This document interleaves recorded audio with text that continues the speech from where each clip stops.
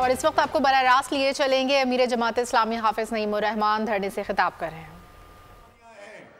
जो 3000 CC, 4000 CC, 2500 CC, 2600 CC इसका average निकाले तो ये लोग हम अब 1 किलोमीटर में 1 लीटर में 3 से 5 किलोमीटर सफर करते हैं।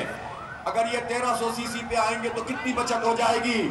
और फिर ये गाड़ियां अगर ये फरोख्त कर दी जाए तो इस वक्त तकरीबन 1500 अरब रुपए कम अज कम कौमी खजाने में फौरी तौर पर आ जाएगा। कैसे मसला हल नहीं हो सकता? क्यों हम तकदीर समझ ले कि मसला हल नहीं हो सकता?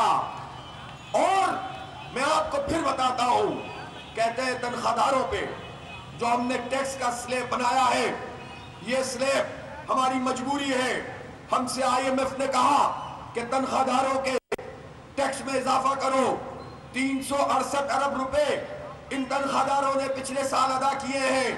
हम तो चाहते हैं उसमें से भी कमी हो, लेकिन चलो 368 तो पिछले स्लैब में तुमने वसूल किए हैं, नया स्लैब काबिल कबूल नहीं है। अमीर जमात इस्लामी हाफिज नईम उर रहमान धरने से खिताब कर रहे हैं। उनका कहना है कि ये गाड़ियां अगर फरोख्त कर दी जाएं तो 1500 अरब रुपए कौमी खजाने में जमा हो जाएंगे। सब्सक्राइब करें और बेल दबाएं ताकि कोई खबर रह न जाए।